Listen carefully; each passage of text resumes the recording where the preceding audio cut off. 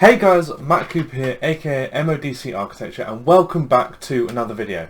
Now this video is going to be a little bit of a repeat, but I've noticed it's been doing quite well and I feel like I could explain things a little bit better. So this video is how I got into a top architecture school, aka the Architectural Association. Now before I start this video, if you could please like and subscribe if you're new around here, and hit that notification bell so you know when I'm uploading. I really appreciate that, as I'm doing my best with the content in these videos and I hope you guys are enjoying.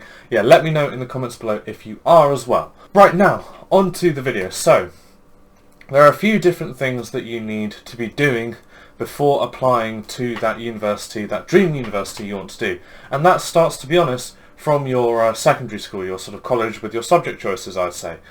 So I chose Art, DT, Business, Maths, English and Spanish in my international baccalaureate studies. Now the reason why I chose these is obviously, to be an architect you need that artistic mind, you need that knowledge of how to conduct a design research project through your design and technology, and then I don't know, it's a good thing to have a business mind, you know, don't worry about that. But in terms of the maths was important as well, although I haven't really used sort of the complex maths that you might think an architect might need to use yet in my undergraduate. However, I'm sure for masters, etc., it's going to be just as important, or even more important, to have that maths brain. So I ended up not doing very well in my international baccalaureate studies. I actually got like a 33 out of 45, which, you know, is the equivalent to maybe like an A and 2 Bs in A level or something like that. I don't really know the conversion sort of thing, but either way, it wasn't good enough to get me into my first two choice universities, which was Bath or Edinburgh. I had to go into clearing, I had to go into Brighton. Now, just a word of advice on clearing: don't panic, you'll be fine. It's just you need to find those correct universities. Now luckily Brighton accepted me based on my portfolio. Now my portfolio was based on my GCSE, or my middle years program, and my international baccalaureate work. So sort of my work from when I was about 14 to 18. I presented all of that and I managed to get in, luckily. They liked my portfolio, they thought it was really good, but I'd taken a big knock of confidence because I presented the same portfolio to Loughborough, and Loughborough weren't particularly, well, they didn't like it, and they didn't offer me a place, or they didn't even offer me any predicted grades, or a sort of offer. They didn't give me an offer sort of for my predicted grades, etc., and it just didn't go very well, basically. I don't know if I've explained that very well, but you know, it wasn't very good, and I had to present this portfolio to Brighton, which I wasn't too confident about, and they accepted. Now my first year I wasn't the best. My first year it was very lackluster. I went out a lot, and I didn't really think, because of how easily I went into Brighton, I didn't really think that I had to work that hard in first year, and that ended up with me almost failing first year. Now that was really that was a big sort of wake-up call for me, and then I went into second year with a complete different mindset of just work really hard, and I kind of burnt out a bit, I'm not gonna lie. I went from one end of the spectrum to the other, but it was definitely useful to do for me because it allowed me in my third year to kind of find a balance, wrap things up, and I didn't go out that much anyway, and of course coronavirus at the end of my third year kind of meant that I wasn't going out or doing anything apart from architecture for a couple of months, but it definitely is useful to get that balance. These sorts of things are all going to affect your sort of mindset towards applying for universities later on. So in my third year, or overall in my course, I obviously nearly failed first year. I got a sort of mid 2-1 or low 2-1. Yeah, actually no, I got a low 2-1 in second year, and then I got a high 2-1 in third year, which gave me an overall grade of a mid 2-1, which I was very happy with considering how my first and second year went. Kind of pulled out the bag in third year. But throughout all of that, I managed to create this nice portfolio. Now the portfolio is vital for your, it's vital for your application towards your master's or repeating a third year at a different university, whatever. It's super, super important. Now, in that portfolio, they're expecting you to have probably a few different types of drawings. I personally went with a style of drawing that I knew I could do, and I went for each different style that I knew I could do. So I had a sketch, I had a hand drawing, I had process drawings, I had research drawings, I had final plans, sections, elevations, and atmospheric drawings, and then I also had some artistic work from my International Baccalaureate, just to show that I had that creative side to me as well. And yeah, that was really good, and they actually accepted me pretty quickly at the Architectural Association, and I suppose I had quite a decent portfolio, which yeah, I was super happy with.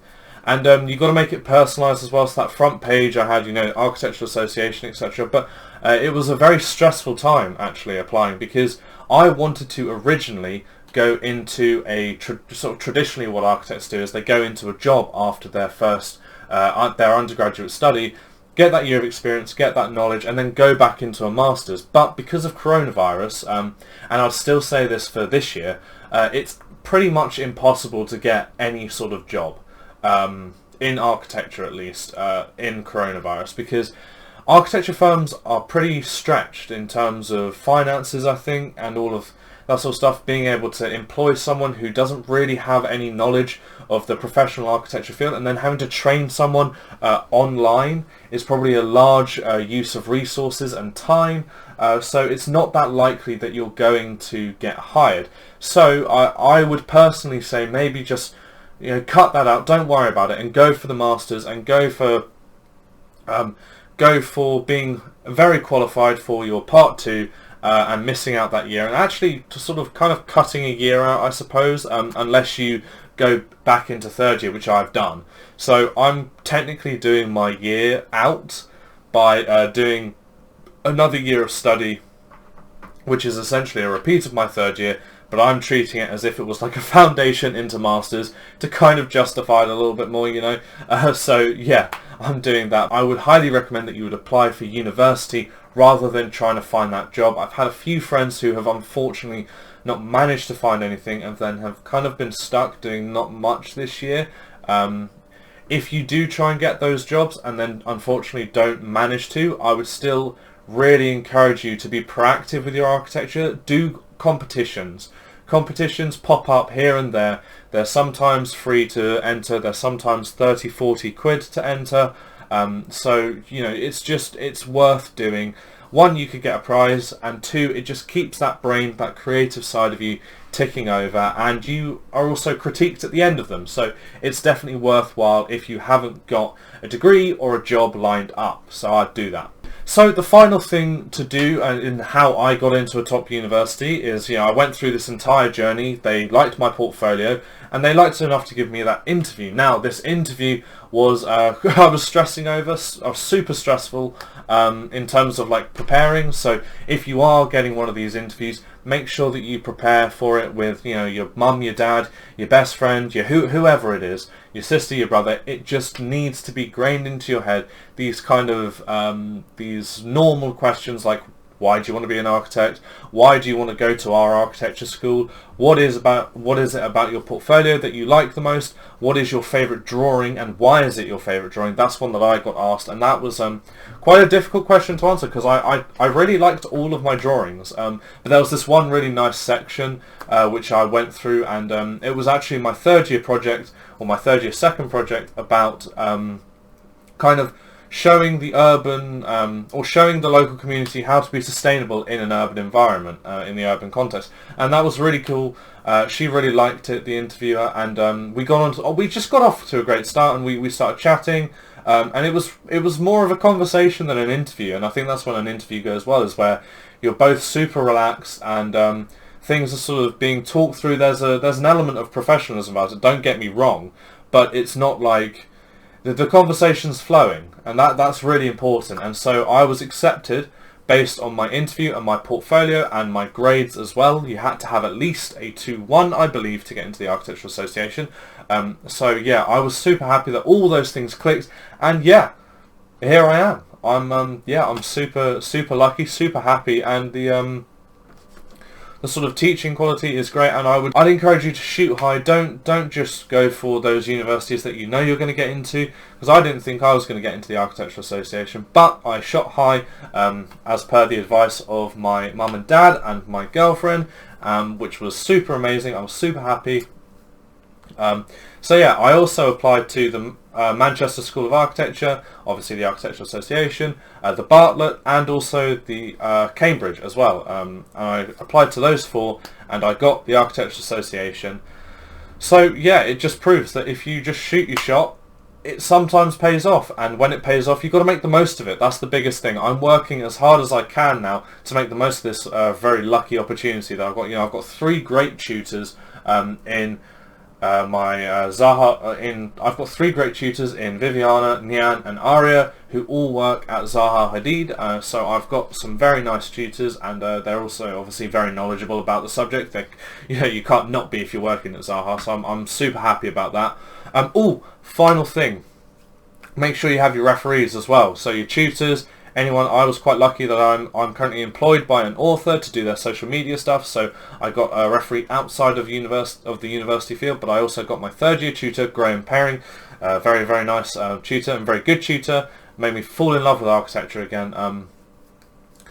Get those referees, and make sure that they're also good referees as well. They'll give you a good thing. They'll give you a good review. I don't know why they wouldn't, but just make sure that you have all of those things, that list of things. So make sure you have your university transcript, your portfolio, you interview well, and then you have your referees. Those 4 things will help you get into that top university, or that university that you've been dreaming of going to. So yeah, I hope this video helped. I hope that it helped in some way, shape or form. Let me know in the comments below if you're applying to university or whatever you're doing. I'd be interested to hear what other people are doing, because there's no real rule book or playbook for these sort of unprecedented times. So I'd be interested to know what you're doing. Yeah, that's about it. So thank you all so much for watching, and I'll see you in the next one. See ya.